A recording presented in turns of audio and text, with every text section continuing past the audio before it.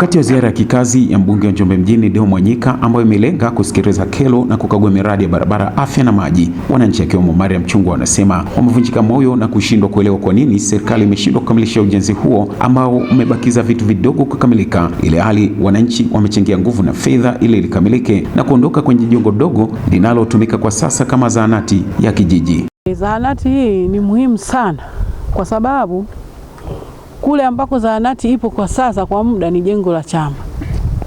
Halafu pia lile jengo ni dogo kwa huduma za afya pale, yani halina sifa. Zahanati yetu hii mpya ilianza kujengwa 2017. Kwa sasa hivi zahanati tunayotumia ni jengo la CCM ambalo tumelipanga kwa muda. Kwa hiyo na wananchi ambao wanaitumia ambayo nitakao watumia hii zahanati ni wananchi wasiopungua 645. Sisi kama kijiji, ombi letu tunaomba serikali iweze kumalizia zahanati hii. Mara baada ya kujionea changamoto hii, ndipo Deo Mwanyika ambaye ni mbunge wa Njombe mjini anaonyesha kutofurahishwa na kukwama kwa mradi huo ambao ni hitaji kubwa la wananchi na kuahidi kulifuatilia, jambo ambalo linamlazimu afisa mipango wa halmashauri ya mji wa Njombe John Male kuweka wazi kwamba ifikapo mwezi Machi mwakani utakuwa umekamilika, huku pia akisema sababu kubwa ya kusimama ni vipaumbele. Ni jambo ambalo halifurahishi kwamba zahanati hii ambayo ilianza kwa michango ya wananchi na halmashauri yetu ilikubali kuwasaidia na kwa kweli imewasaidia.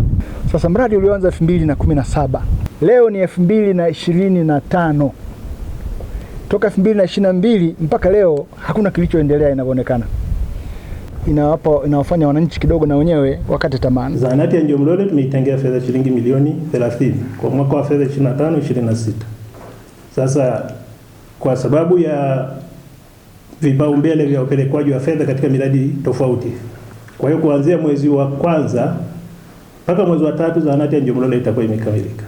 Mradi mwingine wa afya uliokaguliwa ni upanuzi wa hospitali ya mji Kibena ambao unahusisha ujenzi wa ghorofa wenye thamani ya milioni 900. Kama hapa Ayubu Mturo, mganga mfawidhi, na Simon Ntinda, mkandarasi kutoka kampuni ya Homatech Internal Limited, wanavyoeleza maendeleo ya mradi na siku ya kukabidhi. Mwaka 2024 mwezi wa 10 mkandarasi alipewa tenda ya kwanza kujenga ghorofa, na hadi sasa tunavyoiona jengo limefikia 55% ya ujenzi wake. Changamoto zilikuwa nyingi.